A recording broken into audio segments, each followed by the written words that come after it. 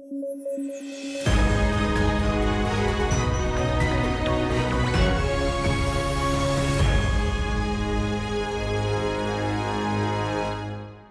News at 9 programme में आपका स्वागत है। मैं हूं अमृत उपाध्याय। आइए जल्दी से शुरू करें।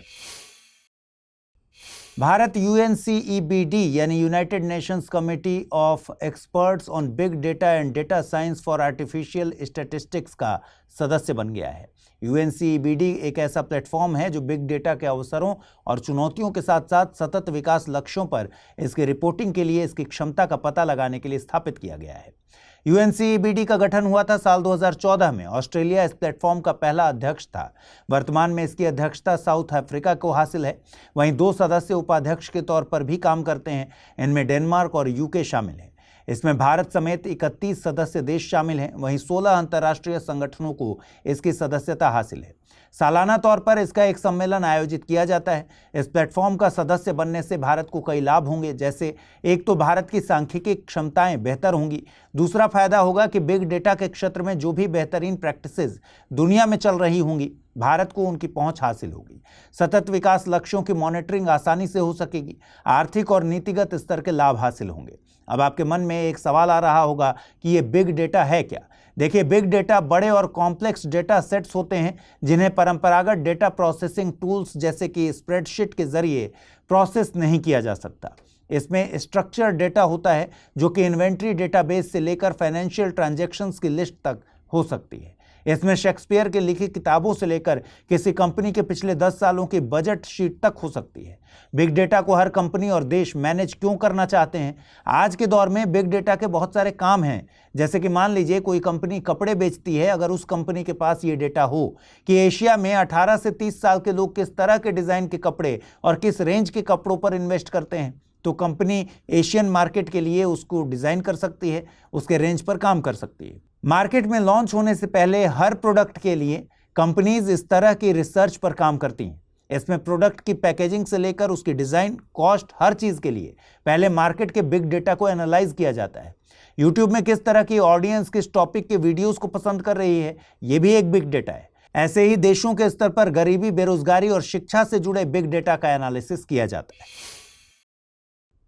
12 जनवरी को भारत में राष्ट्रीय युवा दिवस मनाया गया और इस मौके पर विकसित भारत यंग लीडर डायलॉग और नेशनल यूथ फेस्टिवल का आयोजन नई दिल्ली के भारत मंडपम में किया गया।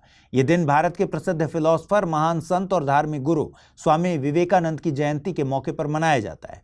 भारत सरकार ने 1984 में उनकी जयंती को राष्ट्रीय युवा दिवस के तौर पर मनाने की घोषणा की थी। यकीनन स्वामी विवेकानंद भारतीय युवा पीढ़ी के लिए एक आदर्श हैं। हमारी आने वाली पीढ़ियां उनके जीवन से बहुत कुछ सीख सकती हैं। इसलिए नेताजी सुभाष चंद्र बोस ने उन्हें आधुनिक भारत के निर्माता की संज्ञा दी। स्वामी विवेकानंद का जन्म हुआ था 12 जनवरी 1863 को कोलकाता में। उनके बचपन का नाम नरेंद्र नाथ दत्त था। वे स्वामी रामकृष्ण परमहंस के शिष्य थे। 1893 में खेतड़ी राज्य के महाराजा अजीत सिंह की रिक्वेस्ट पर उन्होंने अपना नाम सच्चिदानंद से बदलकर विवेकानंद रख लिया था। रामकृष्ण परमहंस की शिक्षाओं का प्रचार प्रसार करने के मकसद से उन्होंने 1897 में रामकृष्ण मिशन की स्थापना की। यहाँ पर यह ध्यान रखता है कि परमहंस मठ की स्थापना रामकृष्ण परमहंस जी ने ही की थी। रामकृष्ण मिशन एक हिंदू धार्मिक संगठन था, लेकिन इसने अन्य धर्मों को भी महान बताया। इसने मूर्ति पूजा का समर्थन किया। इसके मुताबिक मूर्ति पूजा उपासना का सरल तरीका है। स्वामी विवेकानंद ने 1893 में शिकागो में विश्व धर्म सम्मेलन में लोगों को बताया कि वेदांत केवल हिंदुओं का नहीं बल्कि सभी मनुष्यों का धर्म है। इस मौके पर उन्होंने अपनी स्पीच की शुरुआत मेरे भाइयों और बहनों के नाम से की थी, जो कि काफ़ी प्रसिद्ध हुई थी। इस स्पीच में उन्होंने यूनिवर्सल एक्सेप्टेंस, सहिष्णुता और धर्म जैसे मुद्दों पर बात की थी और वहाँ मौजूद लोगों ने स्वामी जी को स्टैंडिंग ओवेशन दिया था। उन्होंने पश्चिमी दुनिया का भारत के वेदांत और योग दर्शन से परिचय कराया। उन्होंने नव वेदांत का प्रचार किया, जो कि हिंदू धर्म के पश्चिमी दृष्टिकोण से की गई व्याख्या है। नव वेदांत के मुताबिक माया को पूरी तरह असत्य नहीं कहा जा सकता। उनके अनुसार यह जगत सापेक्ष सत्य है और हमें इसे पूरी तरह नकारने के बजाय इसे समझकर इसके साथ जीना सीखना होगा। विवेकानंद जी ने ज्ञान के साथ कर्म का भी महत्व बताया। उन्होंने कहा कि मोक्ष के लिए केवल ज्ञान नहीं बल्कि कर्म भी जरूरी है। उनका मानना था कि धर्म और ज्ञान का उपयोग केवल साधु संतों या विशेष व्यक्तियों तक सीमित नहीं होना चाहिए, बल्कि इसे हर व्यक्ति के जीवन में उतारा जा सकता है। नव वेदांत के अनुसार धर्म केवल आत्मा की मुक्ति के लिए नहीं है, बल्कि यह समाज की सेवा और कर्म में भी प्रकट होना चाहिए। उन्होंने कर्म और ज्ञान को जोड़ा और कहा कि केवल ज्ञान से मोक्ष नहीं मिलेगा, बल्कि कर्म के साथ साथ ज्ञान भी जरूरी है। उन्होंने पश्चिम बंगाल में बेलूर मठ की स्थापना की, जो उनका स्थायी आवास रहा। उनकी प्रमुख किताबों में ज्ञान योग, कर्म योग और भक्ति योग शामिल है। सुप्रीम कोर्ट ने रिजर्वेशन को लेकर एक बार फिर से टिप्पणी की है। कोर्ट ने कहा है कि जो भी पहले से रिजर्वेशन का लाभ ले चुके हैं उन्हें आगे के रिजर्वेशन से हटा देना चाहिए। हालांकि कोर्ट ने गेंद विधायिका और कार्यपालिका के पाले में कर दी है। कोर्ट के मुताबिक अब ये विधायिका और कार्यपालिका के हाथ में है कि वे फैसले को कानूनी तरीके से लागू करें। कोर्ट के मुताबिक ऐसे लोग जो बीते 75 सालों में रिजर्वेशन का लाभ ले चुके हैं और अन्य लोगों के साथ बराबरी से मुकाबला करने के योग्य हैं, उन्हें रिजर्वेशन से बाहर किया जा सकता है। कोर्ट की 2 जजेस की बेंच की अध्यक्षता जस्टिस BR गवई कर रहे थे। बेंच में दूसरे जज के तौर पर AG मसीह शामिल थे। दरअसल कोर्ट में 7 जजेस की एक बेंच द्वारा अगस्त 2024 में दिए गए फैसले से जुड़ी एक याचिका पर सुनवाई की जा रही थी। अगस्त 2024 के फैसले में कोर्ट ने राज्यों को अनुसूचित जाति और अनुसूचित जनजाति के भीतर दिए गए रिजर्वेशन में कोटे के अंदर कोटा बनाने को मंजूरी दी थी। यह फैसला जस्टिस DY चंद्रचूड़ की अध्यक्षता वाली बेंच ने 6-1 से सुनाया था और इस फैसले में जस्टिस बेला M त्रिवेदी खिलाफ थी। कोर्ट के मुताबिक ऐतिहासिक साक्ष्य संकेत देते हैं कि अनुसूचित जातियां एक समरूप वर्ग नहीं है, इसलिए आरक्षण देते वक्त इनके भीतर कैटेगराइजेशन किया जा सकता है। देखिए, SC और ST के भीतर भी कुछ वर्ग ऐसे हैं जिन्हें आरक्षण मिलने के बावजूद भी उस स्तर का विकास नहीं मिल पाया है। इसलिए अगर राज्यों को ये शक्ति हो कि वे SC और ST के भीतर भी कैटेगराइजेशन कर सकते हैं, तो ये विकास ज़्यादा समावेशी हो सकेगा। कोर्ट ने इस फैसले में 2004 के EV चिन्नैया मामले में 5 जजों की संविधान पीठ के फैसले को पलटा था।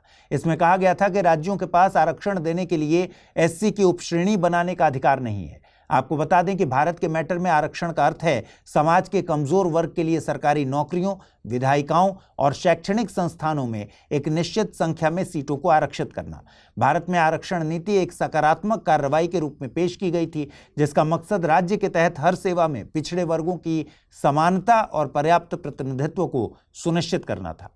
भारत में आरक्षण नीति को कुछ जातियों के अपलिफ्टमेंट के मकसद से अपनाया गया था, जो हिंदू समाज में जाति व्यवस्था के प्रचलन के कारण सामाजिक और आर्थिक पिछड़ेपन के अधीन थी। भारत में रिजर्वेशन के इतिहास की बात करें तो आरक्षण नीति मूल रूप से 1882 में विलियम हंटर और ज्योतिराव फूले द्वारा विकसित की गई थी। हालांकि भारत में वर्तमान प्रचलित आरक्षण प्रणाली 1932 में ब्रिटिश प्रधानमंत्री रैमजे मैकडोनल्ड द्वारा कम्युनल अवार्ड के रूप में पेश की गई थी।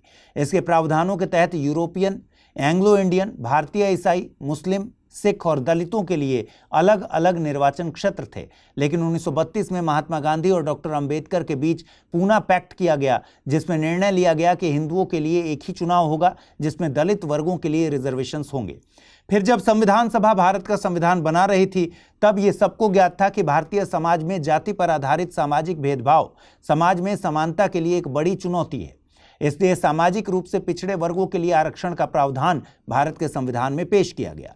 शुरुआत में आरक्षण केवल 10 साल की अवधि के लिए और केवल SC और STs के लिए पेश किया गया था, लेकिन इसे कई बदलावों के साथ बढ़ाया जाता रहा।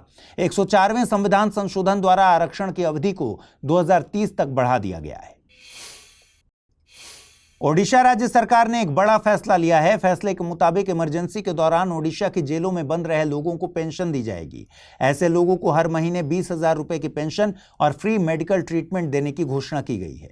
ओडिशा राज्य सरकार के आदेश के मुताबिक ऐसे लोग जो 25 जून 1975 से 21 मार्च 1977 के दौरान the maintenance of internal security act 1971 या the defence and internal security of India rules के चलते ओडिशा के जेलों में बंद रहे हों, उन्हें राज्य सरकार द्वारा पेंशन और अन्य लाभ प्रदान किए जाएंगे।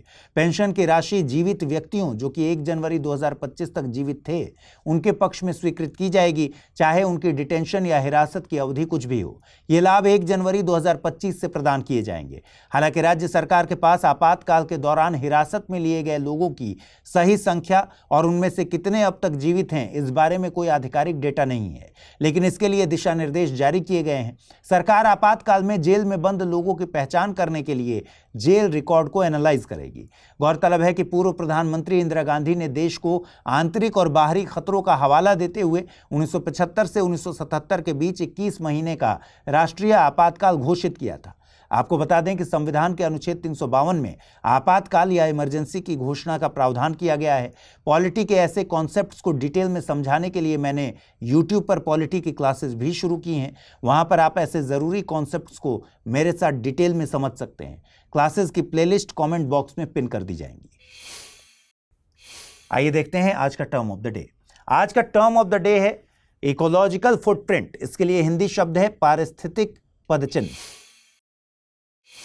इकोलॉजिकल फुटप्रिंट प्राकृतिक संसाधनों पर मनुष्य की निर्भरता को मापने की एक विधि है, जिसमें यह गणना की जाती है कि किसी विशेष जीवन शैली को बनाए रखने के लिए पर्यावरण की कितनी जरूरत है।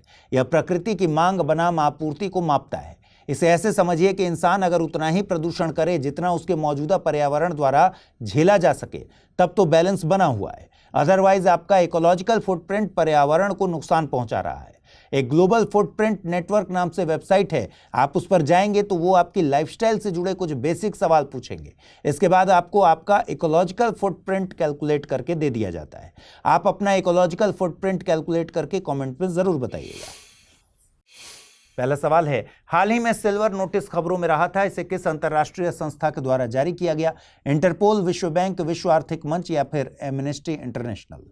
दूसरा प्रश्न है, यूएनसीईबीडी के संबंध में निम्नलिखित कथनों पर विचार कीजिए। भारत इसका संस्थापक सदस्य है। वर्तमान में इसकी अध्यक्षता ऑस्ट्रेलिया के पास है। उपर्युक्त में से सही कथन या कथनों को चुनना है। केवल एक, केवल दो, एक और दो, दोनों, न तो एक नहीं दो। आइए देखते हैं पिछले बुलेटिन पर आधारित कौन से सवाल मैंने पूछे थे, उनके सही जवाब क्या है। पहला प्रश्न है, निम्नलिखित नदियों में से केरल की सबसे लंबी नदी कौन सी है? वैगई, भरतपूजा, पेरियार या फिर पंबा? सही जवाब है पेरियार, यानी विकल्प सी। और दूसरा प्रश्न, फ्यूचर ऑफ जॉब्स रिपोर्ट 2025 निम्नलिखित में से किस संस्था के द्वारा जारी की गई है? विश्व आर्थिक मंच, विश्व बैंक, अंतर्राष्ट्रीय मुद्रा कोष या फिर यूएनडीपी? सही जवाब है विकल्प ए, यानी विश्व आर्थिक मंच। आईएमडी यानी इंडियन मेट्रोलॉजिकल डिपार्टमेंट का 150वां स्थापना दिवस मनाया गया।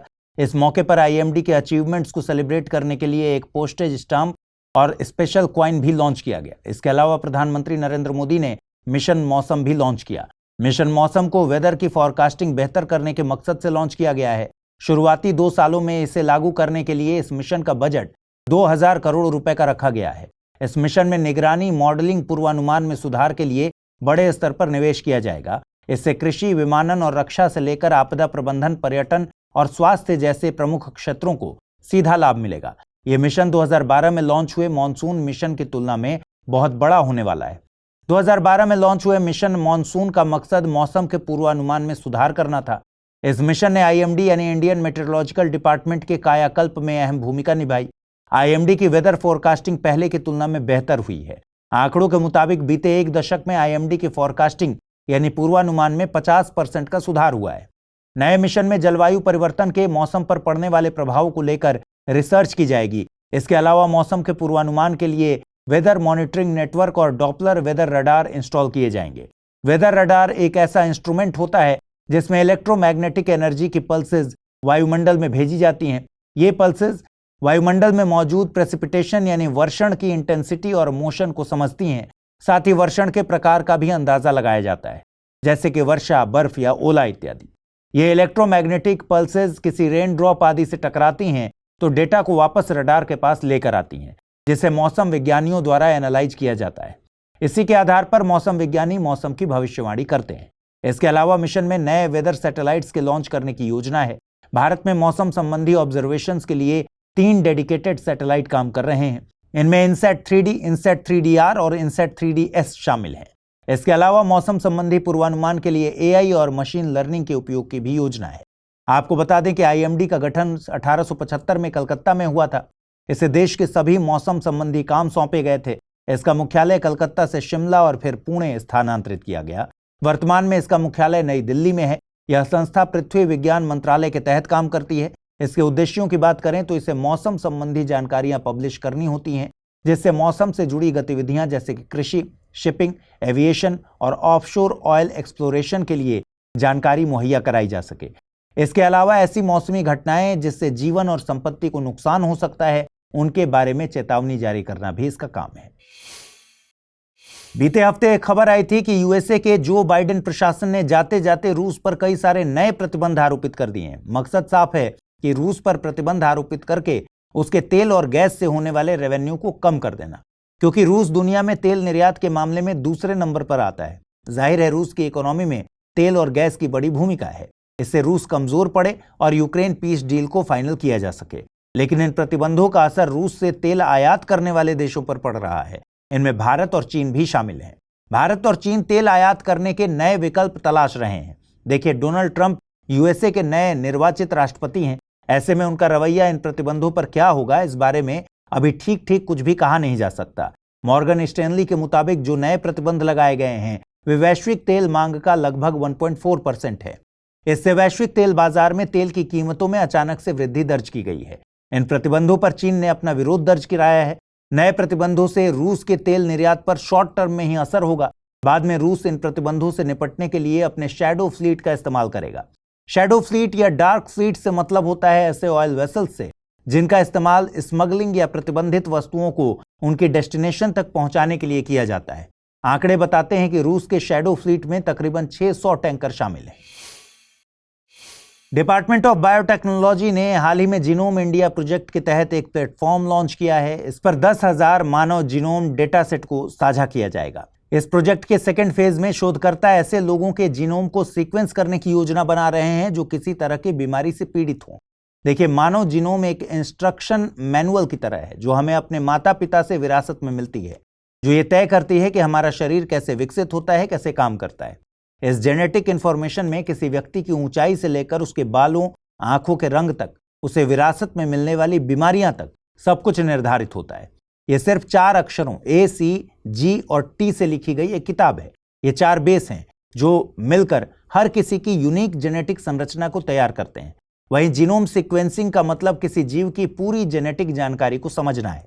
भारत एक ऐसा देश है जो न केवल भूगोल, बोली जाने वाली भाषाओं, भोजन और संस्कृति में विविधतापूर्ण है, बल्कि यहाँ पर आनुवंशिक संरचना में भी खूब विविधता पाई जाती है।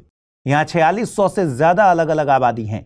जीनोम इंडिया प्रोजेक्ट को पहली बार 2020 में मंजूरी मिली थी, जिसका मकसद जीनोम के स्तर पर इस विविधता पर ही रिसर्च करना था। इस प्रोजेक्ट के तहत 10,000 जीनोम की सीक्वेंसिंग के लिए 20 अलग अलग वैज्ञानिक संस्थानों के शोधकर्ता एक साथ आए हैं।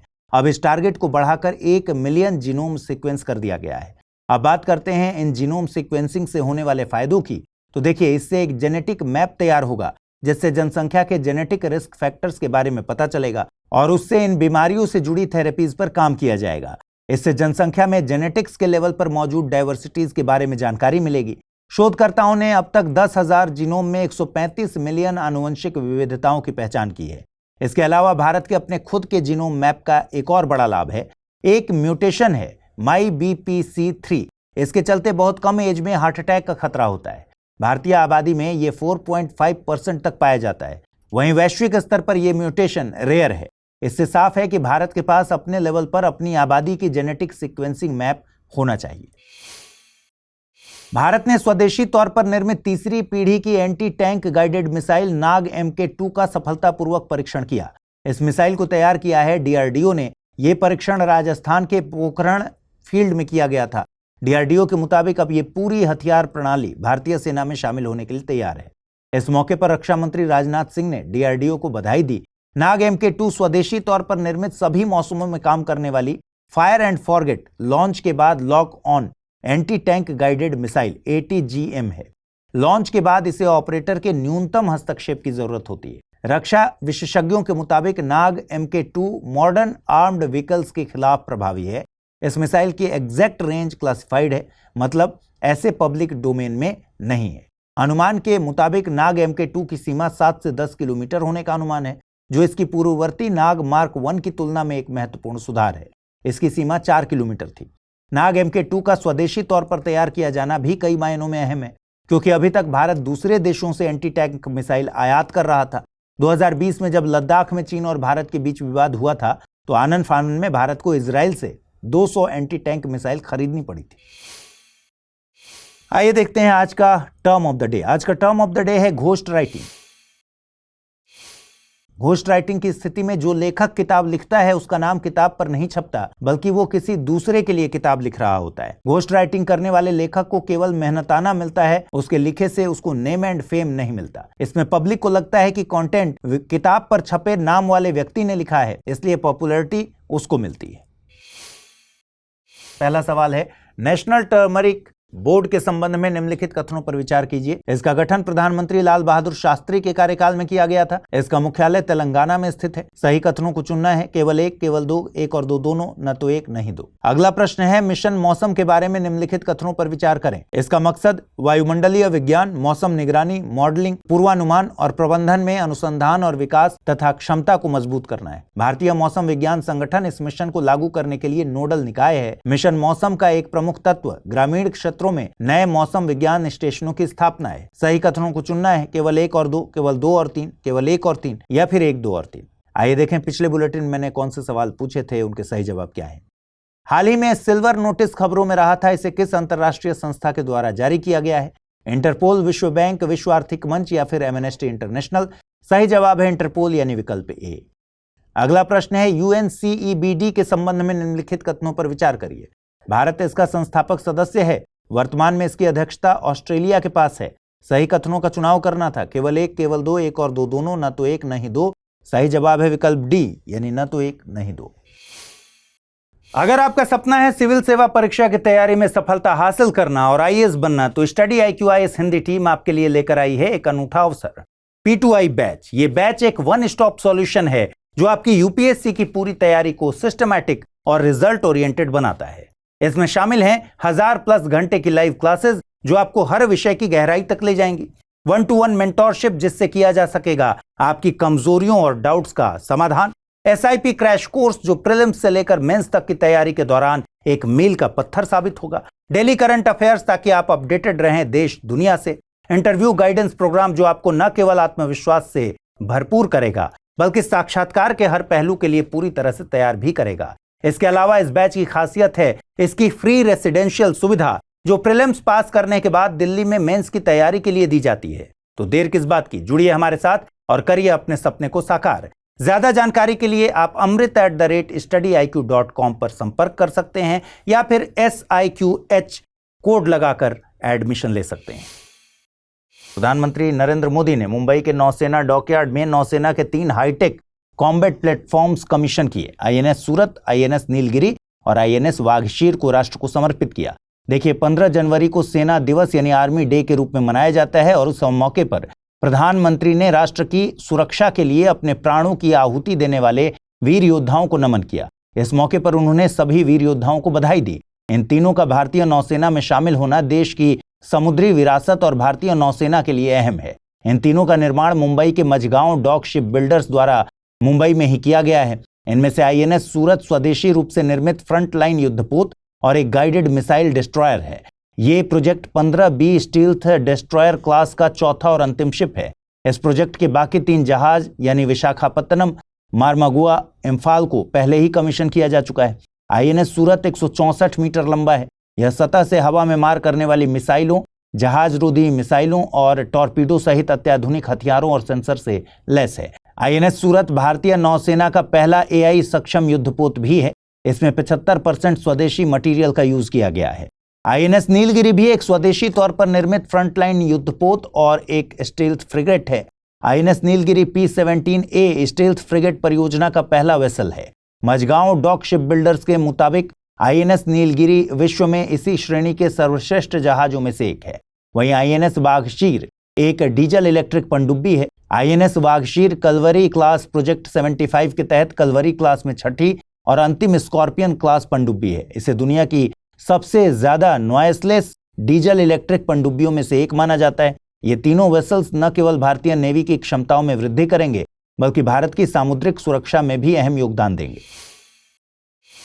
ऑस्ट्रेलिया के बाद अब इंडोनेशिया भी बच्चों के लिए सोशल मीडिया को रेगुलेट करने के मकसद से कानून लेकर आने वाला है। हाल ही में इंडोनेशिया के कम्युनिकेशन मिनिस्टर ने बयान दिया है कि इंडोनेशिया सोशल मीडिया के यूजर्स के लिए न्यूनतम आयु निर्धारित करने के लिए एक रेगुलेशन जारी करने की योजना बना रहा है। हालांकि इंडोनेशिया में सोशल मीडिया यूज के लिए न्यूनतम आयु क्या रखी जाएगी ये साफ नहीं है। कुछ वक्त पहले ऑस्ट्रेलिया ने अपने यहाँ एक कानून बनाया था जिसका मकसद 16 या उससे कम उम्र के बच्चों के लिए सोशल मीडिया यूज को प्रतिबंधित करना है। ये कानून 2025 के अंत में लागू हो जाएगा। इसमें सोशल मीडिया कंपनीज जैसे कि इंस्टाग्राम, फेसबुक या टिकटॉक पर यह जिम्मेदारी डाली गई है। मतलब अगर ये कंपनीज बच्चों को सोशल मीडिया यूज करने से रोकने में विफल रही तो इन कंपनीज पर फाइन लगेगा। इंडोनेशिया 280 मिलियन लोगों की आबादी वाला एक देश है। बीते साल एक सर्वे के मुताबिक इंडोनेशिया की 79.5% आबादी तक इंटरनेट की पहुंच है। इसी सर्वे के मुताबिक 12 साल से कम उम्र के 48% बच्चों के पास इंटरनेट की पहुंच है। वहीं 12 से 27 साल के 87% लोगों के पास इंटरनेट की पहुंच है। देखिए, आज के दौर में सोशल मीडिया के कई लाभ हैं, लेकिन इसके नकारात्मक प्रभाव भी लोगों को कई तरह के नुकसान पहुंचा रहे हैं। कई रिपोर्ट्स बताती हैं कि सोशल मीडिया का ज्यादा उपयोग बच्चों की मानसिक स्थिति पर बुरा प्रभाव डाल सकता है। इसके अलावा उनके कॉग्निटिव यानी संज्ञानात्मक नियंत्रण पर भी नकारात्मक प्रभाव पड़ेगा। सोशल मीडिया के ज्यादा उपयोग से बच्चों की नींद में भी कमी देखी गई है। दरअसल जो बच्चे देर रात सोशल मीडिया का प्रयोग करते रहते हैं वो और देरी से सोते हैं और फिर सुबह उन्हें स्कूल जाने के लिए जल्दी उठना पड़ता है। इससे उनकी नींद की पूरी साइकिल पूरी नहीं हो पाती। इस बात की पुष्टि एक शोध में भी हुई कि जो बच्चे रात में अधिक समय तक फोन का इस्तेमाल करते हैं उनकी नींद प्रभावित होती है और वो डिप्रेशन या अवसाद का शिकार हो सकते हैं। कुछ शोध बताते हैं कि स्मार्टफोन के अधिक उपयोग से बच्चों की सामाजिक कार्य प्रणाली के साथ साथ स्कूली परफॉर्मेंस भी प्रभावित हो सकती है। सोशल मीडिया के प्रभावों पर हुए अध्ययन के मुताबिक फेसबुक जैसे सोशल मीडिया प्लेटफॉर्म का लंबे समय तक उपयोग तनाव को बढ़ाने का काम कर सकता है। सोशल मीडिया का अधिक उपयोग बच्चों और माता पिता के बीच में दूरी भी बढ़ा सकता है। इससे घर में माँ पापा के होते हुए भी बच्चे फोन के साथ अपना ज्यादा समय गुजार देंगे, जिससे पारिवारिक दूरियां बढ़ जाएंगी। इसमें कोई दो राय नहीं कि सोशल मीडिया का अधिक उपयोग समय की बर्बादी है, खासकर बच्चों के लिए। दरअसल एक बार जब बच्चों को इसकी लत लग जाए, आदत लग जाए, तो अपना सारा दिन वे इसी में गुजारते हैं और समय का सदुपयोग नहीं कर पाते। सोशल मीडिया की आदत बच्चों की एकाग्रता पर भी असर डालती है। उदाहरण के तौर पर अगर बच्चा होमवर्क करने बैठता है और उसके आसपास फोन रखा है तो बार बार वो फोन चलाने के बारे में ही सोचेगा और बच्चे का मन कभी भी पढ़ाई में नहीं लगेगा। ऐसे ही जब हम हर समस्या के लिए बच्चों को फोन इस्तेमाल करने के लिए दे देते हैं तो वे अपने ब्रेन और लॉजिक का इस्तेमाल कम कर देते हैं, जिससे उनका डेवलपमेंट रुक जाता है। सोशल मीडिया के इस दौर में प्राइवेसी या निजता को बचाए रख पाना मुश्किल काम है, लेकिन आपकी निजता को खतरा केवल हैकर्स या सोशल मीडिया पर आपके द्वारा दी गई जानकारी से ही नहीं है। आपकी निजता में कुछ ऐसे ऐप्स भी सेंध लगा रहे हैं जिन्हें आपने अपने फोन में न केवल जगह दी गई है बल्कि आपको मालूम भी नहीं है कि ये ऐप इस तरह की डेटा ब्रीचिंग कर सकते हैं। हाल ही में एक रिपोर्ट आई है, नाम है 404 मीडिया रिपोर्ट। इसके मुताबिक ग्रेवी एनालिटिक्स नाम की एक वेबसाइट है जो कि डेटा ब्रोकर है। वहां पर हुई डेटा ब्रीचिंग से पता चला है कि कुछ ऐप्स अपने यूजर्स की लाइव लोकेशन पर जाकर भी उनकी जासूसी करते हैं। इस डेटा ब्रीच की एग्जैक्ट डिटेल्स बाहर नहीं आई हैं, लेकिन ऐसे ऐप्स की लिस्ट में कैंडी क्रश, सागा और टिंडर जैसे ऐप्स का भी नाम है। कैंडी क्रश सागा एक ऑनलाइन वीडियो गेम है, वहीं टिंडर एक ऑनलाइन डेटिंग ऐप है। ये रिपोर्ट ऐसे वक्त में आई है जब ग्रेवी एनालिटिक्स पर यूजर्स का डेटा बिना उनकी सहमति से बेचने पर प्रतिबंध लगाया गया है। डेटा ब्रीच या डेटा उल्लंघन एक ऐसा इंसिडेंट है जिसमें अनऑथराइज्ड पार्टीज संवेदनशील या गोपनीय जानकारी तक पहुंच हासिल करते हैं। इसमें व्यक्तिगत डेटा और कॉर्पोरेट डेटा जैसे कि ग्राहक रिकॉर्ड, बौद्धिक संपदा से रिलेटेड रिकॉर्ड, वित्तीय जानकारी इत्यादि शामिल होते हैं। हैकर्स इलीगल एक्टिविटीज के लिए हैक किए गए डेटा का उपयोग कर सकते हैं, जिसमें आइडेंटिटी थेफ्ट, वित्तीय धोखाधड़ी, स्पैमिंग या यहां तक कि जबरन वसूली भी शामिल है। इन दिनों डिजिटल अरेस्ट भी खूब हो रहे हैं। डिजिटल अरेस्ट में भी जिन लोगों को टारगेट किया जाता है उनके सोशल मीडिया या अन्य ऐप्स को लंबे वक्त तक ट्रैक किया जाता है। डिजिटल अरेस्ट में लोगों से इस तरह से बात की जाती है कि उन्हें पूरा भरोसा हो जाता है कि सामने वाला सच ही बोल रहा है। डेटा ब्रीच से बचने के लिए आप इंस्टॉलेशन के दौरान किसी ऐप या गेम द्वारा मांगी गई सभी गैर जरूरी अनुमतियों को डिसेबल कर सकते हैं। अगर आप आईफोन यूजर हैं तो हमेशा ask apps not to track feature का उपयोग करें। केंद्रीय शिक्षा मंत्री धर्मेंद्र प्रधान ने घोषणा की है कि काशी तमिल संगमम का आयोजन 15 फरवरी को वाराणसी के नमो घाट, अयोध्या और प्रयागराज में शुरू होगा। ये इस इवेंट का तीसरा एडिशन है जिसमें तमिल संस्कृति, सिद्ध चिकित्सा पद्धति यानी कि भारतीय चिकित्सा, शास्त्रीय तमिल साहित्य जैसे कई पहलुओं को सेलिब्रेट किया जाएगा। 10 दिन तक चलने वाले इस इवेंट के लिए रजिस्ट्रेशन पोर्टल kashitamil.iitm.ac.in भी लॉन्च किया गया। इसका मकसद तमिलनाडु और वाराणसी यानी कि काशी के बीच संबंधों को मजबूत करना और युवाओं को उनके सांस्कृतिक महत्व से अवगत कराना है, जिससे एक भारत श्रेष्ठ भारत के विचार को बढ़ावा मिले। इसका मकसद तमिलनाडु और काशी के बीच सदियों पुराने लिंक को रिवाइव करना है। ये दोनों शहर देश के प्राचीन और महत्वपूर्ण शिक्षा के केंद्र रहे हैं। इसका मकसद दोनों क्षेत्रों की संस्कृति, ज्ञान और बेहतर परंपराओं को साझा करना है। इसके जरिए विद्यार्थी, विद्वान, व्यापारी, कलाकारों को लाभ हासिल होगा। दोनों क्षेत्रों के लोगों के संबंधों में मजबूती आएगी। काशी तमिल संगमम के तीसरे एडिशन में ऋषि अगस्त्य के व्यक्तित्व और दर्शन, विज्ञान, भाषा विज्ञान, साहित्य, राजनीति, संस्कृति, कला और तमिल विरासत में उनके योगदान पर एक प्रदर्शनी भी लगाई जाएगी। ऋषि अगस्त्य की विरासत पर केंद्रित विभिन्न विषयों पर सेमिनार और कार्यशालाएं भी इस कार्यक्रम का हिस्सा होंगी। आइए देखते हैं आज का टर्म ऑफ द डे। आज का टर्म ऑफ द डे है डिजिटल अरेस्ट। डिजिटल अरेस्ट एक अलग तरह की ऑनलाइन ठगी है, जिसमें स्कैमर्स खुद को सरकारी ऑफिसर दिखाकर लोगों से कांटेक्ट, खासतौर पर वीडियो कॉल के जरिए कांटेक्ट करते हैं और उनके किसी नकली क्राइम में शामिल होने का दावा करते हैं। वे पीड़ितों को धमकाते हैं कि यदि उन्होंने उनका यानी कि नकली सरकारी अधिकारी का साथ नहीं दिया तो उन्हें भारी जुर्माना और लंबी कैद हो जाएगी। इसके बाद वे लोगों से पैसों की डिमांड पूरी करने के लिए कहते हैं। पीड़ित को इस तरह से जाल में फंसाया जाता है कि वो मजबूरन पैसे देने को राजी हो जाए। फ्रॉड करने वाले पुलिस, सीबीआई, नारकोटिक्स या आरबीआई के अधिकारी बनकर लोगों को डराते धमकाते हैं। प्रधानमंत्री मोदी ने भी मन की बात प्रोग्राम में डिजिटल अरेस्ट फ्रॉड से बचने के लिए 3 स्टेप्स शेयर किए हैं, जो कि सबके लिए जानना बेहद जरूरी है। इसमें उन्होंने रुको, सोचो, एक्शन लो का मंत्र दिया। पहला स्टेप है रुको, जिसमें उन्होंने कहा कि लोगों को सबसे पहले रुकना चाहिए और व्यक्तिगत जानकारी किसी से भी शेयर नहीं करनी चाहिए। दूसरा स्टेप है सोचो, जहां लोगों को सोचना और समझना है कि कोई भी सरकारी एजेंसी फोन पर ऐसे धमकी कभी भी नहीं देती और वीडियो कॉल के जरिए पूछताछ करके पैसों की मांग नहीं करती। और तीसरा स्टेप है एक्शन लो। लोगों को ऐसे फ्रॉड करने वालों के खिलाफ तुरंत एक्शन लेना चाहिए। ऐसा करने के लिए साइबर हेल्पलाइन पर कॉल कर सकते हैं। पहला सवाल, तिरुक्कुरल के संदर्भ में निम्नलिखित कथनों पर विचार करें। तिरुक्कुरल के पुरुल खंड में शासन के बारे में चर्चा की गई है। तिरुक्कुरल तमिल दार्शनिक थिरुवल्लुवर की रचना है। उपर्युक्त में से सही कथन या कथनों को चुनना है। केवल एक, केवल दो, एक और दो, दोनों, न तो एक नहीं दो। अगला प्रश्न, काशी तमिल संगमम 2025 का आयोजन निम्नलिखित में से किन शहरों में किया जा रहा है? अयोध्या, वाराणसी, प्रयागराज या फिर उपर्युक्त सभी? आइए देखें पिछले बुलेटिन मैंने कौन से सवाल पूछे थे, उनके सही जवाब क्या हैं। पहला प्रश्न था नेशनल टर्मरिक बोर्ड यानी हल्दी बोर्ड के संबंध में निम्नलिखित कथनों पर विचार कीजिए। इसका गठन प्रधानमंत्री लाल बहादुर शास्त्री के कार्यकाल में किया गया था। इसका मुख्यालय तेलंगाना में है। सही कथनों का चुनाव करना था। केवल एक, केवल दो, एक और दो, दोनों, न तो एक नहीं दो। सही जवाब है विकल्प बी यानी केवल दो कथन यानी दूसरा कथन सही है। मिशन मौसम के बारे में निम्नलिखित कथनों पर विचार करें। इसका उद्देश्य वायुमंडलीय विज्ञान, मौसम निगरानी, मॉडलिंग, पूर्वानुमान और प्रबंधन में अनुसंधान तथा विकास और क्षमता को मजबूत करना है। भारतीय मौसम विज्ञान संगठन इस मिशन को लागू करने के लिए नोडल निकाय है। मिशन मौसम का एक प्रमुख तत्व ग्रामीण क्षेत्रों में नए मौसम विज्ञान स्टेशनों की स्थापना करना है। सही कथनों को चुनना था। केवल एक और दो, केवल दो और तीन, केवल एक और तीन या फिर एक, दो और तीन। सही जवाब है विकल्प ए यानी केवल एक और दो सही है। कई महीनों से चल रही वार्ता ने आखिरकार हमास और इजरायल के बीच एक सीज फायर डील का रास्ता साफ कर दिया है। आने वाले कुछ दिनों में यह समझौता लागू होने की उम्मीद जताई जा रही है। लंबे वक्त से इजरायल और हमास के बीच गाजा में लड़ाई जारी है। यह डील कितनी जरूरी थी, ये समझने के लिए कुछ आंकड़े देखिए। हमास ने 7 अक्टूबर 2023 को हमला करके युद्ध की शुरुआत की थी, जिसमें इजरायल में करीब 1200 लोग मारे गए और 250 अन्य को बंधक बना लिया गया। इजरायल ने इस भीषण हमले का जवाब 46,000 से ज्यादा फिलिस्तीनियों को मारकर दिया। ये लड़ाई जाने कितने और लोगों की जान अभी ले सकती थी। इसलिए दुनिया भर की ताकतें जल्द से जल्द इसमें एक समझौता चाहती थी। हालिया डील में मुख्य तौर पर मध्यस्थ की भूमिका में रहे हैं यूएसए, इजिप्ट और कतर। यह डील 3 फेजेस में लागू होगी। पहले फेज की डील फाइनल हो चुकी है। दूसरे और तीसरे फेज की डील अब ड्राफ्ट फेज में है।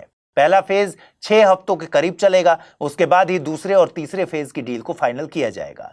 पहले फेज में इजरायली सेनाएं घनी आबादी वाले क्षेत्रों से दूर हटेंगी। इजरायली सेनाएं सीमा पर रहेंगी और गाजा में अंतर्राष्ट्रीय सहायता पहुंचाने की अनुमति दी जाएगी। इसके अलावा राफा बॉर्डर को ओपन करने पर भी बातचीत चल रही है। इसके अलावा गाजा में हमास द्वारा बंधक बनाए गए 33 लोगों को छोड़ा जाएगा। इसकी शुरुआत बच्चों, बुजुर्गों और महिलाओं से होगी। बंधकों की रिहाई की शुरुआत में यूएसए की भी मौजूदगी रहेगी। हमास द्वारा बंधकों को रिहा किए जाने के एवज में इजरायल भी सैकड़ों फिलिस्तीनी कैदियों को रिहा करेगा। इसके साथ ही गाजा में रिकंस्ट्रक्शन भी शुरू होगा, जो कि कतर, इजिप्ट और यूएन के सुपरविजन में किया जाएगा। डील की खबर आने के बाद भारतीय विदेश मंत्रालय की तरफ से भी बयान आया। बयान के मुताबिक भारत बंधकों की रिहाई और गाजा में युद्ध विराम के लिए समझौते की घोषणा का स्वागत करता है। उम्मीद है कि इससे गाजा के लोगों को मानवीय सहायता की सुरक्षित और निरंतर आपूर्ति होगी। भारत ने लगातार सभी बंधकों की रिहाई, युद्ध विराम और बातचीत तथा कूटनीति के रास्ते पर लौटने की बात कही है। आपको बता दें कि पश्चिम एशिया में स्थित इजराइल भूमध्य सागर के पूर्वी तट पर स्थित देश है। इजराइल इकलौता देश है जहां बहुसंख्यक यहूदी जनसंख्या पाई जाती है। इजराइल अपनी सीमा लेबनान, सीरिया, जॉर्डन और इजिप्ट से साझा करता है। इसके अलावा इजराइल फिलिस्तीनी क्षेत्र गाजा पट्टी और वेस्ट बैंक से सीमा साझा करता है। गाजा पट्टी की बात करें तो गाजा पट्टी इजराइल, मिस्र और भूमध्य सागर के बीच 360 स्क्वायर किलोमीटर का एक भूभाग है। अंतर्राष्ट्रीय कानूनों के मुताबिक गाजा के 80% निवासी रिफ्यूजी हैं। ये दुनिया की सबसे ज्यादा सघन आबादी वाले इलाकों में से एक है। गाजा का हवाई क्षेत्र और तटीय इलाके इजराइल के नियंत्रण में आते हैं। वहीं मिस्र गाजा के साथ लगी अपनी सीमा को नियंत्रित करता है। हाल ही में अमेरिका ने अपनी एक बेहद खास लिस्ट को अपडेट किया है। इस लिस्ट को कहते हैं एंटिटी लिस्ट। भारत के लिए फायदा यह है कि इस लिस्ट के अपडेट होने से अब अमेरिका भारत की 3 टॉप लेवल न्यूक्लियर इंस्टीट्यूट के साथ एडवांस्ड एनर्जी कॉपरेशन कर पाएगा। एक्चुअली अमेरिका ने इस लिस्ट से इन 3 इंस्टीट्यूट को बाहर किया है। ये है Indian rare earths, Indira Gandhi परमाणु अनुसंधान केंद्र और भाभा परमाणु अनुसंधान केंद्र। हालांकि अमेरिका ने इस लिस्ट में चाइना की 11 ऑर्गेनाइजेशन को शामिल भी किया है। चलिए समझते हैं कि आखिर अमेरिका की एंटिटी लिस्ट क्या है, इसमें अपडेशन क्यों किया जाता है और इसमें शामिल होने या न होने से क्या इफेक्ट पड़ता है। अमेरिका के वाणिज्य विभाग की एक एजेंसी है bureau of industry and security यानी BIS। यह एजेंसी अमेरिकी राष्ट्रीय सुरक्षा को प्रभावित करने वाले हाईटेक व्यापारिक मुद्दों पर नजर बनाए रखती है। BIS के कुछ काम हैं, जैसे यह वेपन ऑफ मास डिस्ट्रक्शन के प्रसार को रोकने में मदद करता है। यह डिफेंस टेक्नोलॉजी और सेंसिटिव टेक्निक के एक्सपोर्ट को कंट्रोल करने के लिए काम करता है और इस काम को करने के लिए यह एक लिस्ट बनाती है। इस लिस्ट में कुछ खास बिजनेसेस, रिसर्च इंस्टीट्यूट, गवर्नमेंट या प्राइवेट ऑर्गेनाइजेशन के नाम इंक्लूड होते हैं। इस लिस्ट को एंटिटी लिस्ट कहते हैं।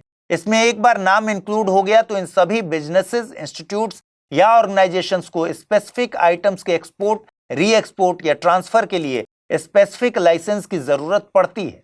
यानी इस लिस्ट में शामिल किए जाने से ट्रांजैक्शन पर तो कोई डायरेक्ट प्रतिबंध नहीं लगता, लेकिन इतना जरूर है कि ट्रांजैक्शन के लिए लाइसेंसिंग रिक्वायरमेंट्स बहुत टफ हो जाती हैं और इसका असर ये होता है कि ये लाइसेंसिंग रिक्वायरमेंट्स ऑर्गेनाइजेशन की इंटरनेशनल बिजनेस डील को कॉम्प्लेक्स बना देती हैं। अब सवाल यह है कि अमेरिका एंटिटी लिस्ट में किसी बिजनेस, इंस्टीट्यूट या ऑर्गेनाइजेशन को डालता क्यों है? देखिए, अगर अमेरिका को लगता है कि ये ऑर्गेनाइजेशंस अमेरिकी राष्ट्रीय सुरक्षा या अमेरिका की विदेश नीति को एडवर्सली अफेक्ट करने वाली एक्टिविटीज में शामिल हैं, तो अमेरिका एंटिटी लिस्ट में उस ऑर्गेनाइजेशन या बिजनेस को डाल देता है। और अगर अमेरिका को लगता है कि किसी ऑर्गेनाइजेशन या बिजनेस के साथ वो इंटरनेशनल कोऑपरेशन कर सकता है, तो लिस्ट से हटा देता है। जैसे अमेरिका ने 11 चीनी ऑर्गेनाइजेशंस को लिस्ट में जोड़ा है क्योंकि उसे लगता है कि ये ऐसी एक्टिविटीज में शामिल हैं जिनसे चीन की आर्मी के आधुनिकीकरण का समर्थन हो रहा है और ये अमेरिकी राष्ट्रीय सुरक्षा और विदेश नीति के हितों के विपरीत है। वहीं भारत की 3 ऑर्गेनाइजेशन को लिस्ट से हटाया है क्योंकि अमेरिका शांतिपूर्ण न्यूक्लियर रिसर्च और डेवलपमेंट में इंडिया के साथ सहयोग करना चाहता है। इसरो ने एक बहुत बड़ी उपलब्धि हासिल कर ली है। दरअसल इसरो ने सोशल मीडिया प्लेटफॉर्म एक्स पर बताया है कि स्पेडेक्स सैटेलाइट्स की डॉकिंग सक्सेसफुली हो गई है और बड़ी बात यह है कि ऐसा करने वाला भारत दुनिया का चौथा देश बन गया है। इसके पहले अमेरिका, रूस और चीन ये कारनामा कर चुके हैं। इसलिए इस उपलब्धि को भारत की स्पेस जर्नी का एक मील का पत्थर कहा जा रहा है। आइए समझते हैं कि डॉकिंग क्या है और इसकी सफलता इसरो और भारत के लिए क्यों जरूरी है। देखिए, अंतरिक्ष में एक सैटेलाइट भेजना, 2 भेजना, 10 भेजना, यहां तक कि एक साथ 100 सैटेलाइट्स को भेजने में अब इसरो ने महारत हासिल कर ली है। चंदा मामा और मंगल चाचा पर भी इसरो पहुंच चुका है। आदित्य मिशन के जरिए इसरो ने सूर्य देव को आंख भी दिखा दी। अब सवाल यह है कि स्पेस जर्नी में आगे क्या? आगे है अंतरिक्ष में इंसानों को भेजना, चांद पर इंसानों को भेजना या चांद से दूर डीप स्पेस में मिशन करना या भविष्य में चांद पर बस्तियां बनाना या मंगल में जाकर रहना।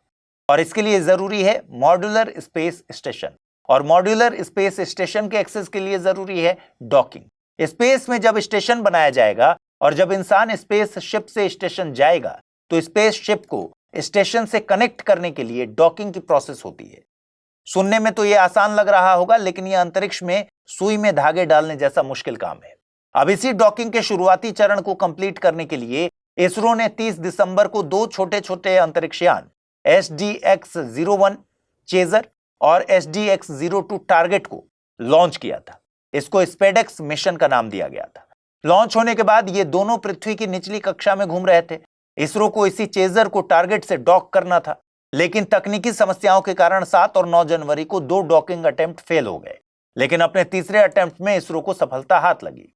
माना जा रहा है कि डॉकिंग कैपेसिटी को यूज करने वाला पहला इंडियन स्पेस मिशन चंद्रयान 4 हो सकता है। इसके बाद इंडियन स्पेस स्टेशन को एस्टेब्लिश करने के लिए भी डॉकिंग की आवश्यकता होगी। इसरो ने प्लान बनाया है कि इंडियन स्पेस स्टेशन का पहला मॉड्यूल 2028 में लॉन्च किया जाए। हालांकि चांद पर इंसानी मिशन, जिसके लिए भी डॉकिंग कैपेसिटी की जरूरत होगी, 2040 से पहले होने की उम्मीद नहीं है। इधर रूस और ईरान एक बड़ी रणनीतिक साझेदारी करने जा रहे हैं। यह समझौता 20 जनवरी को डोनाल्ड ट्रंप के अमेरिकी राष्ट्रपति का कार्यभार संभालने से ठीक पहले होने वाला है। इसके लिए ईरानी राष्ट्रपति मसूद पेजेश्कियान 17 जनवरी को रूस जाएंगे। इस दौरान वो रूसी राष्ट्रपति व्लादिमीर पुतिन के साथ इस अहम समझौते पर दस्तखत करेंगे। यह रूस और ईरान के बीच बेहतर होते संबंधों में नई कड़ी है। वर्तमान में दोनों देश ज्यादातर पश्चिमी देशों द्वारा भारी प्रतिबंधों का सामना कर रहे हैं। इन प्रतिबंधों के कारण रूस ईरान का एक प्रमुख व्यापारिक साझेदार बन गया है, खासकर तेल व्यापार के मामले में। वर्तमान में रूस और ईरान एक करीबी आर्थिक और सैन्य गठबंधन साझा करते हैं। बीते कुछ सालों से रूस और ईरान में सैन्य सहयोग लगातार बढ़ा है। ईरान पहले ही रूस को छोटी दूरी की बैलिस्टिक मिसाइलें दे रहा है। ईरान ने ड्रोन भी रूस को दिए हैं। नए समझौते में उम्मीद की जा रही है कि इसमें ईरान से रूस को ड्रोन का एक उन्नत मॉडल मिलेगा। हालांकि इसके बदले में ईरान को रूस से उन्नत सुखोई लड़ाकू विमान मिलने की उम्मीद है। मगर इस समझौते से इजराइल और अमेरिका को चिंता है। उन्हें डर है कि यह समझौता ईरान को परमाणु हथियार बनाने में मददगार हो सकता है। चूंकि इजराइल ऐसा मानता है कि ईरान परमाणु शक्ति बनने की महत्वाकांक्षा रखता है, इसीलिए इजराइल को डर है कि समझौते में ईरान को रूस से परमाणु कार्यक्रम में मदद मिल सकती है। इजराइल को यह भी लगता है कि यह पर्दे के पीछे होगा और इसकी सार्वजनिक घोषणा नहीं की जाएगी। इससे ईरान परमाणु ताकत हासिल करने के करीब पहुंच जाएगा और इजराइल की चिंता को बढ़ा देगा। ईरान अगर रूस से परमाणु कार्यक्रम में मदद हासिल करता है तो इससे इजराइल के साथ साथ अमेरिका भी परेशान होगा। अमेरिका के नए राष्ट्रपति बनने जा रहे डोनाल्ड ट्रंप बार बार ईरान के परमाणु कार्यक्रम पर चिंता जता चुके हैं। ट्रंप और उनके नजदीकी सत्ता में वापसी के बाद ईरान पर सख्त रुख अपनाने का संकेत भी समय समय पर देते रहे हैं। अब आगे देखना दिलचस्प होगा कि क्या इस नए समझौते के जरिए रूस और ईरान पश्चिमी नेतृत्व वाली वैश्विक व्यवस्था को चुनौती दे पाएंगे। आइए देखते हैं आज का टर्म ऑफ द डे। आज का टर्म ऑफ द डे है ओलिगार्की, यानी कुलीन तंत्र।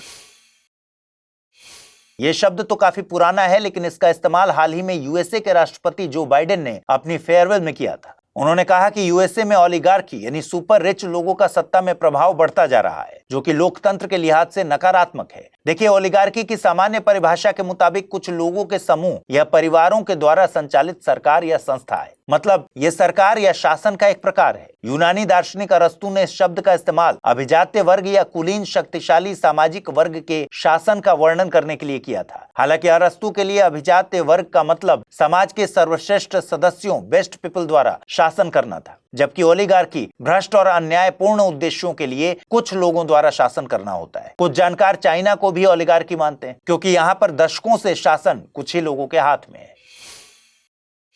पहला सवाल है, हाल ही में इजराइल हमास के बीच एक युद्ध विराम समझौता हुआ।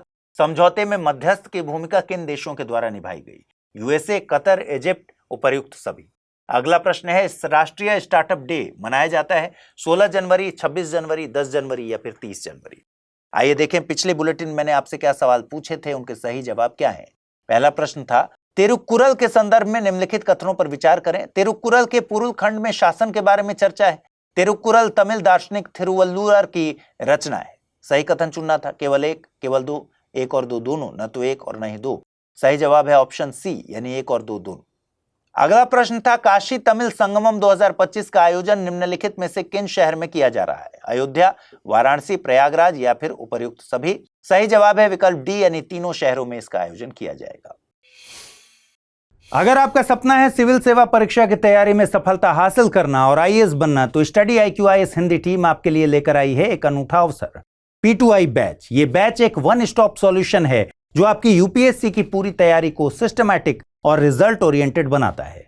इसमें शामिल हैं 1000+ घंटे की लाइव क्लासेस जो आपको हर विषय की गहराई तक ले जाएंगी, 1-to-1 मेंटोरशिप जिससे किया जा सकेगा आपकी कमजोरियों और डाउट्स का समाधान, SIP क्रैश कोर्स जो प्रीलिम्स से लेकर मेंस तक की तैयारी के दौरान एक मील का पत्थर साबित होगा, डेली करंट अफेयर्स ताकि आप अपडेटेड रहें देश दुनिया से, इंटरव्यू गाइडेंस प्रोग्राम जो आपको न केवल आत्मविश्वास से भरपूर करेगा बल्कि साक्षात्कार के हर पहलू के लिए पूरी तरह से तैयार भी करेगा। इसके अलावा इस बैच की खासियत है इसकी फ्री रेसिडेंशियल सुविधा जो प्रीलिम्स पास करने के बाद दिल्ली में मेंस की तैयारी के लिए दी जाती है। तो देर किस बात की, जुड़िए हमारे साथ और करिए अपने सपने को साकार। ज्यादा जानकारी के लिए आप amrit@studiiq.com पर संपर्क कर सकते हैं या फिर SIQH कोड लगाकर एडमिशन ले सकते हैं। जल्द ही दिल्ली विधानसभा के चुनाव आयोजित होने वाले हैं। राजधानी दिल्ली में केंद्र सरकार के तत्कालीन 4 लाख कर्मचारी रहते हैं। मौके की नजाकत को समझते हुए केंद्र सरकार ने 8वीं पे कमीशन यानी 8वें वेतन आयोग को मंजूरी दे दी है। 8वें वेतन आयोग की मांग लंबे वक्त से ट्रेड यूनियंस और एम्प्लॉयज ऑर्गेनाइजेशन की तरफ से की जा रही थी। नए वेतन कमीशन से केंद्र सरकार के 50 लाख कर्मचारी और 65 लाख पेंशनर्स को फायदा होगा। अभी 8वें वेतन आयोग के गठन को मंजूरी मिली है। कमीशन के चेयरपर्सन और 2 सदस्यों की नियुक्ति जल्द ही की जाएगी। आमतौर पर सुप्रीम कोर्ट के रिटायर्ड जज पे कमीशन के चेयरपर्सन नियुक्त किए जाते हैं। 7वें वेतन आयोग के चेयरपर्सन जस्टिस A.K. माथुर थे। इसने 2014 में काम शुरू किया था और 2016 में अपनी रिपोर्ट सौंपी थी। 7वें वेतन आयोग की सिफारिशें 2016 में लागू हुई थी। 7वें वेतन कमीशन आयोग की समय सीमा 2026 में खत्म होगी, इसलिए सरकार ने समय रहते नए वेतन आयोग के गठन को मंजूरी दे दी है, जिससे सरकार के पास सिफारिशों को रिव्यू करने और उसे लागू करने के लिए पर्याप्त समय होगा। ट्रेड यूनियंस ने सरकार के इस फैसले का स्वागत किया है। 8वें वेतन आयोग की सिफारिशें भी पब्लिक सेक्टर अंडरटेकिंग्स में तनख्वाह निर्धारण का आधार बनेंगी। वेतन आयोग केंद्रीय कर्मचारियों और पेंशन भोगियों के वेतन, भत्ते और पेंशन निर्धारित करने में महत्वपूर्ण भूमिका निभाता है।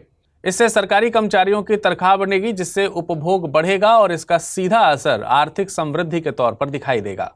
हालांकि नए पैनल से कुछ उम्मीदें की जा रही हैं, जैसे वर्तमान में न्यूनतम वेतन का निर्धारण पोषण विशेषज्ञ वालेस रुडेल एक्रोएड द्वारा तैयार किया गए फॉर्मूले के आधार पर किया जाता है। यह फॉर्मूला 1957 में आयोजित 15वें भारतीय श्रम सम्मेलन में अप्रूव हुआ था, लेकिन अब यह अपर्याप्त है। अब जीवन की जरूरतें पूरी तरह से बदल गई हैं।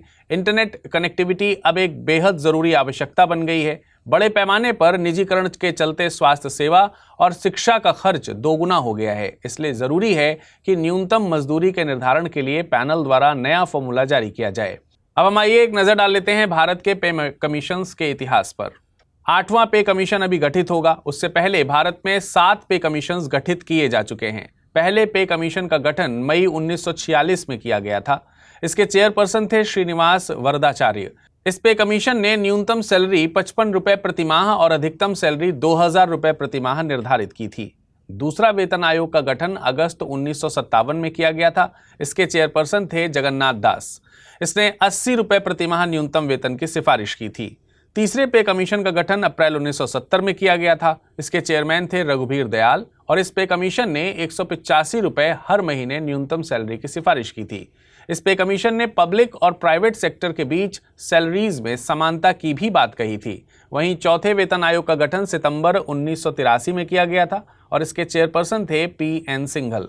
इस पे कमीशन ने 750 रुपए हर महीने न्यूनतम सैलरी की सिफारिश की थी। इस पे कमीशन ने परफॉर्मेंस के मुताबिक सैलरी स्ट्रक्चर इंट्रोड्यूस किया था। वहीं 5वें वेतन आयोग का गठन अप्रैल 1994 में किया गया था। इसके चेयरपर्सन थे जस्टिस S. रत्नवल पांडियन। इस पे कमीशन ने 2550 रुपए महीने न्यूनतम सैलरी की सिफारिश की थी। इस पे कमीशन ने पे स्केल को कम करने की भी सिफारिश की थी।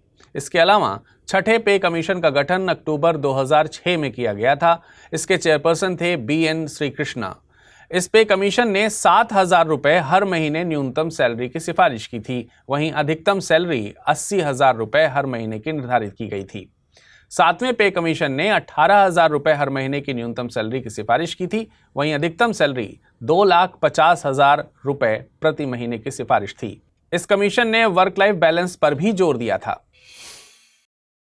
United Nations office for disaster risk reduction यानी UNDRR ने क्लाइमेट सेंट्रल्स के साथ मिलकर एक रिपोर्ट निकाली है। इस रिपोर्ट में भारत की वायनाड लैंडस्लाइड को दुनिया में जलवायु परिवर्तन के चलते हुए 26 ग्लोबल एक्सट्रीम वेदर इवेंट्स में शामिल किया गया है। जुलाई 2024 में केरल की वायनाड लैंडस्लाइड में 350 से ज्यादा लोगों की जानें चली गई थीं। इस लैंडस्लाइड में हजारों लोग बेघर हो गए। लैंडस्लाइड या भूस्खलन से मतलब है गुरुत्वाकर्षण क्रिया के चलते चट्टान, मलबे या पृथ्वी के एक समूह का ढलान से नीचे खिसकना। तीव्र ढलान वाले क्षेत्र, पहाड़ी क्षेत्र भूस्खलन के खतरों के लिए ज्यादा वनरेबल होते हैं। लैंडस्लाइड के कारणों की बात करें तो प्राकृतिक कारणों में तो भूकंप और भारी वर्षा आते हैं। इसके अलावा मानवीय कारणों में अवसंरचना विकास, माइनिंग, असतत पर्यटन और गैर नवीनीकरण शामिल हैं। रिपोर्ट की माने तो साल 2024 में जलवायु परिवर्तन के चलते दुनिया भर में 3700 लोगों की मौत हो गई थी। वहीं 26 गंभीर मौसमी घटनाओं से लाखों लोगों को विस्थापन का सामना करना पड़ा था। आपको बता दें कि UNDDR आपदा जोखिम न्यूनीकरण के कोऑर्डिनेशन के लिए UN सिस्टम के तहत लीडिंग एजेंसी के तौर पर काम करती है। ये संस्था Sendai framework for disaster risk reduction 2015 से 2030 को लागू करने के लिए जिम्मेदार है। सेंडाई फ्रेमवर्क को 18 मार्च 2015 को अपनाया गया था। इसका लक्ष्य नई आपदाओं को रोकना और मौजूदा आपदा जोखिम को कम करना है। इसके लिए समाज के सभी लोगों की भागीदारी की जरूरत बताई गई है। कल के न्यूज़ एट 9 प्रोग्राम में हमने इसरो के एक ऐतिहासिक अचीवमेंट की बात की थी। दरअसल इसरो ने स्पेस डॉकिंग एक्सपेरिमेंट किया था और भारत ऐसा करने वाला चौथा देश बन गया है। इसके बाद यूनियन कैबिनेट ने श्रीहरिकोटा में तीसरे लॉन्च पैड की स्थापना को भी मंजूरी दे दी है। श्रीहरिकोटा में देश का एकमात्र space port Satish Dhawan space centre शार स्थित है। इस अंतरिक्ष केंद्र को शार श्रीहरिकोटा रेंज के नाम से जाना जाता था। 5 सितंबर 2002 को इसका नाम बदलकर इसरो के पूर्व अध्यक्ष प्रोफेसर सतीश धवन जी की याद में सतीश धवन अंतरिक्ष केंद्र शार कर दिया गया था। देखिए, इसरो को भविष्य में भारी नेक्स्ट जनरेशन लॉन्च व्हीकल यानी NGLV का उपयोग करने के लिए तैयार होने के लिए नए लॉन्च पैड की जरूरत होगी, जिसे वर्तमान में ही विकसित किया जा रहा है। यह भारत की 2035 तक भारतीय अंतरिक्ष स्टेशन स्थापित करने की और 2040 तक चंद्रमा पर मानव भेजने की योजना के लिए भी जरूरी होगा। तीसरे लॉन्च पैड के 4 साल में 3984.86 करोड़ रुपए की लागत से बनने की उम्मीद है। ये लागत लॉन्च पैड की स्थापना और वाहन असेंबली, उपग्रह तैयारी और फ्यूलिंग जैसी सभी सुविधाओं को कवर करेगी। वर्तमान में श्रीहरिकोटा के अंतरिक्ष केंद्र में 2 लॉन्च पैड हैं। पहला लॉन्च पैड 30 साल पहले बनाया गया था। इसे PSLV और SSLV जैसे छोटे यानों की लॉन्चिंग के लिए डिजाइन किया गया था। वहीं दूसरा लॉन्च पैड 20 साल पहले बनाया गया था। इसे मुख्य रूप से GSLV और LV-M3 जैसे भारी वाहनों के लॉन्चिंग के लिए तैयार किया गया था। तीसरा और नया लॉन्च पैड दूसरे लॉन्च पैड के लिए बैकअप के रूप में भी काम करेगा। इसका इस्तेमाल भारी रॉकेटों की लॉन्चिंग के लिए भी किया जा सकता है। इससे भारत से लॉन्चिंग की फ्रीक्वेंसी भी बढ़ेगी, जिससे इसरो को ज्यादा से ज्यादा कॉमर्शियल और साइंटिफिक मिशंस को अंजाम देने में सहायता मिलेगी। हाल ही में the global fire power military strength ranking 2025 जारी की गई है। इसमें दुनिया की सबसे शक्तिशाली सेनाओं की सूची तैयार करने के लिए 60 से ज्यादा कारकों के आधार पर 145 देशों की सैन्य शक्तियों का मूल्यांकन किया जाता है और उम्मीद के मुताबिक USA ने सैन्य शक्ति में बेजोड़ नेता के रूप में अपनी स्थिति को कायम रखा है।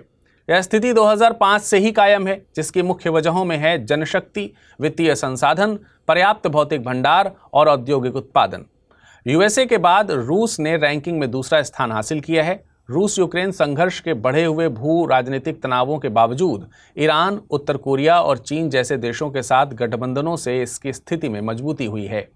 इस रैंकिंग में चीन तीसरे स्थान पर है। चीन रक्षा और विकास में पर्याप्त निवेश के जरिए अपनी सैन्य क्षमताओं में विस्तार कर रहा है। भारत इस रैंकिंग में चौथे स्थान पर है। भारत का पावर इंडेक्स है 0.1184 और भारत में 51,37,550 मिलिट्री पर्सनल्स मौजूद हैं। भारत का पड़ोसी देश पाकिस्तान टॉप 10 देशों में शामिल नहीं है। अब आइए नजर डालते हैं आज के टर्म ऑफ द डे पर।